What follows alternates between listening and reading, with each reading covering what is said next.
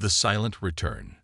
For centuries, the Galactic Council had ruled the stars, confident that their decisions had shaped the galaxy into a place of balance and order, free from threats that could disrupt their dominance. The most significant decision they had ever made, and the one that had shaped the galaxy's political structure for the last 800,000 years, was the exile of humanity, a species once feared for its adaptability, aggression, and terrifying ability to overcome any obstacle, no matter how impossible. To the Council, humanity had been a mistake, a threat to stability. And so they had forced them out, erased their existence from records, and sealed their fate in the distant darkness of the unknown regions. For thousands of years, there had been no sign of humanity. No ships, no transmissions, not even a whisper from the void. The galaxy moved on, technology advanced, new empires rose, and the fear of humanity faded into nothing more than an old myth, one that younger generations found amusing rather than terrifying.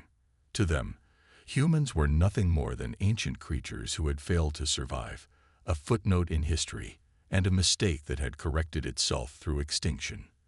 But everything changed when the signal appeared.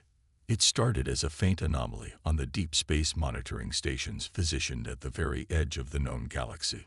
The automated systems, designed to detect possible pirate activities or rogue black holes, barely registered it at first, just a flicker, a brief distortion in the usual cosmic background noise.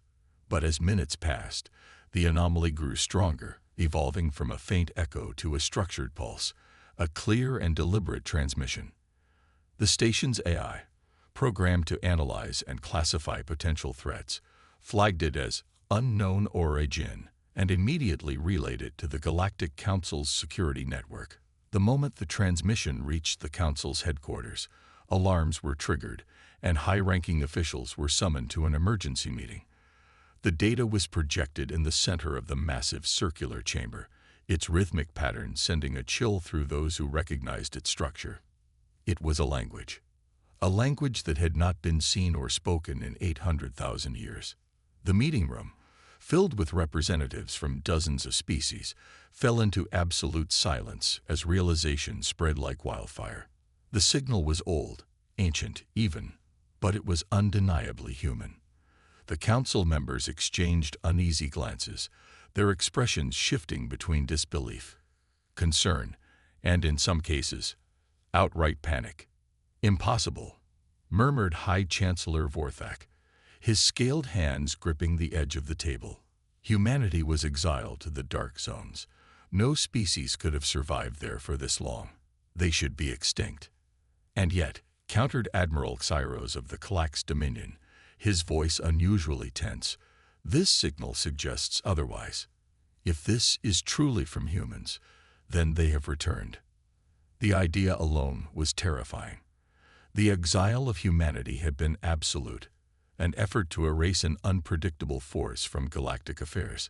But now, after hundreds of millennia, the void had whispered back, and what it carried was not the silence of extinction, but the voice of something that had endured.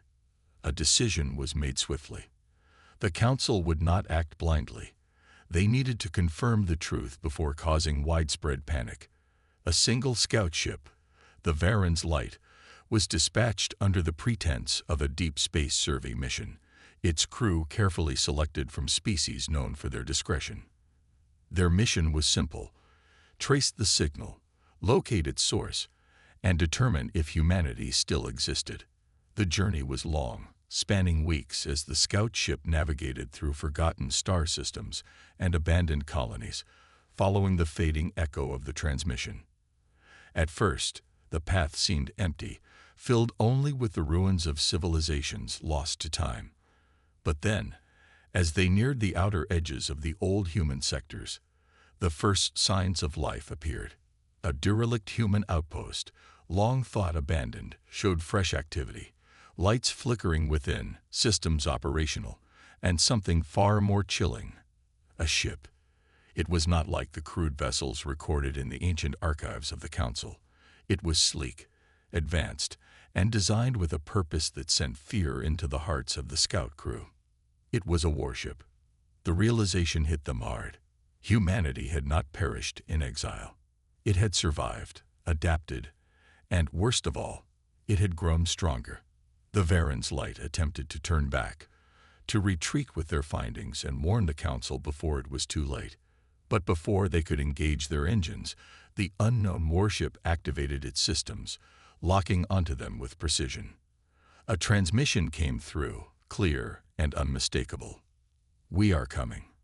And with those 3 words, the galaxy changed forever. The crew of the Varen's light sat frozen in their seats, staring at the message displayed on their screens. 3 words, simple yet terrifying. "We are coming." Captain Selvar, a seasoned officer with years of experience navigating dangerous regions, felt a chill run down his spine. The humans were not just alive, they were watching. The Council had assumed their exile had been the end, a sentence that could never be overturned. But now, staring at the cold, calculated transmission, Selvar realized the truth. Humanity had never been lost. They had simply been waiting. "Get us out of here," Selvar barked, breaking the silence. His crew scrambled to obey, their claws tapping frantically against the ship's controls. The engines roared to life, but before they could engage the warp drive, a sudden warning flashed across their systems. Weapons locked. The human warship had already moved into position. From the main screen, they saw it clearly. A sleek, black vessel, unlike anything recorded in the Galactic Council's archives. There were no unnecessary markings, no visible insignia, nothing to indicate its origin. Yet its very design spoke of one thing: war. A new message appeared on their screen. "You will leave. You will tell them. We are returning." The crew exchanged fearful glances.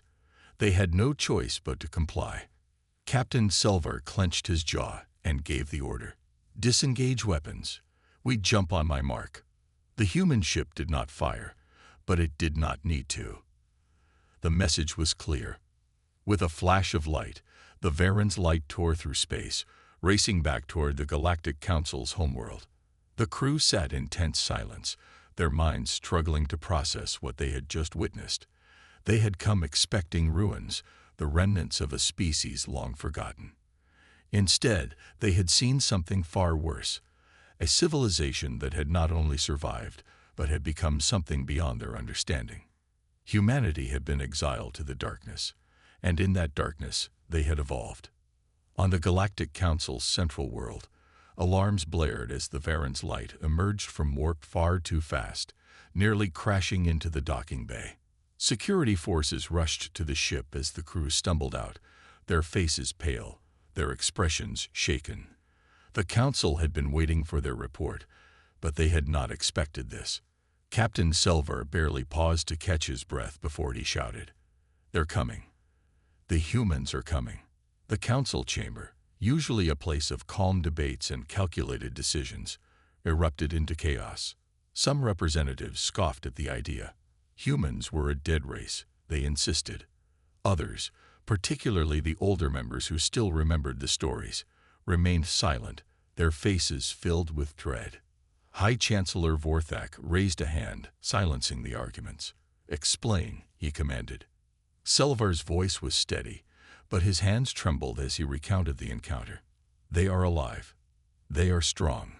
Their technology is unlike anything we have seen before. They knew we were coming, and they let us leave because they wanted us to deliver their message." He took a deep breath before speaking the words that would haunt the Council. "Humanity is returning." Silence. Then, panic. The Council members shouted over one another, their voices filled with disbelief and fear. Some called for immediate military action, others suggested sending diplomats, and a few even proposed evacuating key planets. But beneath all the noise, one terrible truth remained. They had no idea what humanity had become. A deep, uneasy realization settled over them. Humanity had been cast into the darkness of exile. And now, from that same darkness, they were emerging. Across the Galactic Council's homeworld, panic spread like wildfire. News of the humans' return leaked faster than the officials could contain it. broadcasts, encrypted transmissions, and secret military reports all carried the same message. Humanity was coming back. For many species, this was nothing but a distant legend, an old tale told by elders who still remembered the days when humans walked among them. For others, it was a nightmare made real. Humanity had been a small but terrifying force, their soldiers unpredictable, their technology advancing faster than any other race could track. The Council had exiled them, hoping to erase their influence forever. But now, that mistake had returned to haunt them. High Chancellor Vorthak sat in his private chambers, claws tapping nervously against the stone table. He had led the Council for over a century, guiding it through wars, economic crises, and rebellions. But nothing had ever shaken him like this. Zelvar's report was clear. The humans had not perished. They had thrived. His second-in-command, Minister Kellen, entered the room, his scales dark with stress. Chancellor, the military council demands a response. Some are calling for an immediate strike before the humans can mobilize. Vorthak exhaled slowly. And the others? They want to negotiate. Find out what the humans want before we make a move. Kellen hesitated. The problem is, we don't know where they are. The last known coordinates from Captain Sulver's ship are empty space now. No human fleet, no signals, nothing. Vorthak frowned. So they let us see them. Then they vanished. Kellen nodded grimly. Yes, which means they control the battlefield. They're playing a much longer game than we are. The Chancellor stood and walked toward the massive window overlooking the Council city. Down below, streets were filled with confused civilians. Armored vehicles patrolled major districts, and defense cannons were being repositioned toward the skies. Fear was in the air. Vorthak clenched his jaw. The humans wanted them to be afraid. And they were succeeding. Deep in the uncharted regions of space, a fleet drifted in absolute silence. No active signals, no transmissions, no energy spikes, just cold, black ships moving through the void like ghosts. At the center of the fleet, aboard a heavily armored command ship, Admiral Elias Carter stood in front of a holographic display. His face, hardened by decades of war, showed no emotion as he studied the latest reports. His officers stood at attention, awaiting his orders. They've taken the bait, one of his strategists said. The Council is in chaos. Their fleets are repositioning. Their civilians are panicking, and they have no idea where we are. Elias nodded. Good. They need to feel the weight of their decision. 800 years ago, they cast us into the dark. He turned to his officers, his voice firm and unyielding. Now we return from that dark. He pressed a button, and new orders flashed across the screens. Phase 2. Begin deployment. From the fleet, silent drones detached, each one carrying an encrypted message. They were sent toward every major faction in the galaxy, not just the Council. To independent warlords, rebel groups, and rising factions. The message was simple. Humanity has returned. Join us, or be in our way. The Galactic Council's crisis deepened with every passing hour. Fear spread through its ranks like an unstoppable infection, leaving even the most powerful leaders shaken. The Council had controlled the galaxy for millennia, maintaining a fragile balance between the great species. But now, that balance was crumbling. Humanity had returned, and the unknown nature of their plans made them more terrifying than any known enemy. Chancellor Vorthak convened an emergency meeting with the highest-ranking military and political figures. The Grand Chamber was filled with voices raised in panic, each species offering a different solution. Some demanded preemptive strikes, others insisted on negotiations, and a few, the most paranoid, suggested abandoning Council space altogether before the humans unleashed whatever terrible vengeance they had been preparing for centuries. We cannot act blindly, Vorthak said, his deep voice cutting through the noise. Our enemy, if they still consider us enemies, has spent 800 years beyond our reach. Their technology is unknown. Their numbers are unknown. We do not even know what they want. If we strike first, we may trigger a war we cannot win. Across the chamber, General Razik, commander of the Council's largest fleet, slammed a fist on the table. Waiting will get us killed. Humans are not known for patience or mercy. We must send our fleets into the uncharted regions and wipe them out before they become unstoppable. A cold laugh echoed through the hall. Minister Kellen, who had remained silent until now, leaned forward. And how do you plan to fight an enemy you cannot see? Their fleet appeared once, just long enough for us to panic, and now they've vanished. You would send ships into the dark, where they control the battlefield. Razik scowled but said nothing. Another minister, a reptilian strategist from the Teklan race, spoke cautiously. We must understand their objective first. Do they seek revenge, or do they simply wish to return? If we react with aggression, we might provoke an unstoppable war. The debate continued for hours, but in the end, no consensus was reached. The council was paralyzed by fear, and the humans had yet to make their next move. Across the galaxy, the message from Admiral Elias Carter's fleet had already begun to spread. The encrypted transmissions had reached rebel factions, criminal warlords, and forgotten colonies. Humanity was not offering peace. They were offering power. Those who had suffered under the Council's rule now had a choice: side with the humans or be left behind. On the outer rim, deep in the darkness of space, Carter watched as responses flooded in. Dozens of factions pledged loyalty, eager to stand beside the one force capable of challenging the Council. A junior officer approached him. "Admiral, our allies are ready. Some Council fleets are repositioning, but they still have no idea where we are." Carter gave a small, satisfied nod. "Good. Let them be afraid. Let them keep guessing. And when we move, we will not give them time to react." Across the fleet, final preparations were being made. Weapons were armed, ships were powered up, and troops were briefed. The humans had waited 800 years for this moment. Now, the countdown to their return had begun. The Galactic Council's unease had turned into full-scale panic. Every fleet, every intelligence agency, and every diplomat was working tirelessly to determine humanity's next move. But no matter how many spies they deployed, no matter how many reconnaissance ships they sent into the dark, there was only one truth: they knew nothing. In a desperate move, Chancellor Vorthak authorized a secret mission. A small but elite strike team would be sent to locate humanity's fleet and, if possible, determine their strength. If the opportunity arose, they were to eliminate key human leaders before war could begin. The Council knew it was a gamble, but they were out of options. Aboard the stealth ship Shadowfang, a team of elite operatives moved through hyperspace, heading toward the last known position of the human fleet.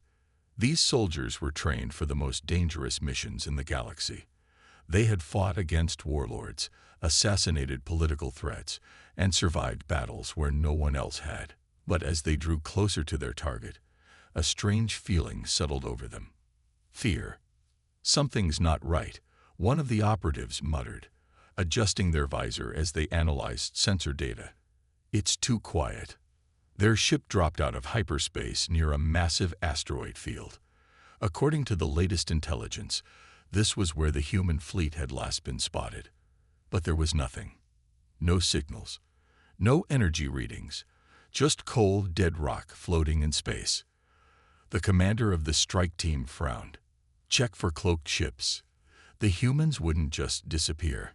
The ship's scanners activated, sweeping the area. At first, the readings were empty. Then, for a split second, there was an anomaly, a flicker of movement, before everything went dark. The Shadowfang's alarms blared. The crew scrambled to react, but it was already too late. A deep, commanding voice echoed through their comms. "You have entered restricted space. Power down your weapons and prepare to be boarded." The commander's blood ran cold. It was a human voice. And worse, it wasn't a request. It was a demand. Before they could respond, the darkness around them came alive. Massive warships, far more advanced than anything the Council had predicted, emerged from the asteroid field. Their hulls bore no insignias, no identification codes, just black metal and silence. Then, with terrifying precision, the human fleet moved. Within seconds, the Shadowfang's systems were locked. Weapons, shields, engines, completely disabled. The elite strike team, the best the Council had to offer, was completely helpless. The main screen flickered, revealing the face of Admiral Elias Carter. His cold, calculating eyes stared at them as he spoke. "I hope you didn't come here expecting a fight," he said, his voice calm. "Because if you did, it's already over." The commander clenched his fists. "The Council will never surrender to you." Carter smirked. "Who said anything about surrender? We haven't even started." The transmission ended, and the human ships closed in. For the Council, this mission had been a desperate gamble, but for humanity, it was simply the beginning. The Galactic Council had underestimated humanity, again. Their elite strike team, one of the most highly trained units in the galaxy, had been captured without a single shot fired. The Council's most advanced stealth ship had been hacked, disabled, and seized in mere seconds. And now, the prisoners sat in silence, awaiting their fate aboard the human flagship, the Revenant. Inside a cold, dimly lit interrogation chamber, the leader of the strike team, Commander Rathver, sat with his hands restrained in front of him. Across the table sat Admiral Elias Carter, the man who had single-handedly orchestrated the capture of his team. Carter leaned forward, resting his elbows on the table. "I'll give you one chance, Commander. Tell me everything your Council knows about us." Rathver clenched his jaw. "You'll get nothing from me, human." Carter smirked, as if he had expected that answer. "You still don't get it, do you? Your Council is terrified of us, and they should be. Because while they spent centuries playing politics, we spent our time evolving." He tapped a control panel, and a holographic screen appeared in front of Rathver. It displayed a list of intercepted Galactic Council transmissions, all discussing humanity. The alien commander's eyes widened. Every secret meeting, every classified report, every desperate strategy. Humanity already knew everything. "We knew about your spy mission before you even left," Carter continued, his voice cold. "We let you come here. We let you find us. And now you're going to deliver a message back to your Council." Rathver's body tensed. "What message?" Carter's eyes darkened. "The war isn't coming, Commander." He leaned in, lowering his voice to a chilling whisper. "It's already here." Before Rathver could react, the doors hissed open. A human officer stepped in, saluting Carter. "Sir, it's begun." Carter nodded, then turned back to Rathver. "You and your team are free to go. We're sending you back to your leaders. Make sure they understand. They were wrong to exile us. And now, they're going to pay for it." Rathver was dragged out of the room, his mind spinning. Humanity hadn't just survived exile. They had returned as something far more dangerous. Meanwhile, above the Council's capital world, the sky began to darken. Dozens of human warships emerged from hyperspace. The invasion had begun. The Galactic Council chamber was in chaos. Alarms blared through the massive hall, red emergency lights flashing across the towering walls.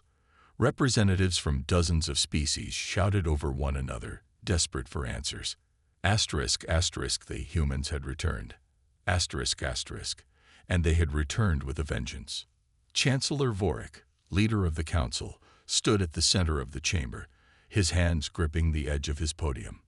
His normally calm, authoritative voice now wavered as he addressed the assembly.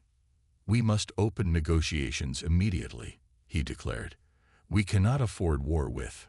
A loud explosion rocked the chamber. The entire station shook as the blast echoed through the structure. Gasps and screams filled the air as the massive display screens flickered, revealing a terrifying sight. Human warships had breached the Council's primary defense perimeter. On screen, the fleet hovered in formation above the capital world, silent and unmoving like predators waiting to strike. Their ships, unlike anything the Council had seen before, were built for a single purpose: domination. A transmission cut through the chamber's chaotic noise. The Council representatives fell silent as a human figure appeared on the central screen. Admiral Elias Carter. His sharp blue eyes scanned the Council chamber before he spoke. His voice was calm, too calm. "You forced us into exile," he began, his words deliberate. "You called us dangerous. You said we were unstable, violent, unfit to be part of your so-called civilization." Carter leaned closer to the screen. "And yet, after all this time, we find that you are the ones who fear us. You watch us from the shadows. You plan wars against us. You whisper about our return like children afraid of the dark." He paused, letting the silence drag for just a second too long. "But the thing about the dark is, you never know what's hiding inside it." The display shifted to show live footage from the human fleet. Massive dreadnoughts, bristling with weapons, hovered just beyond the atmosphere. They weren't firing.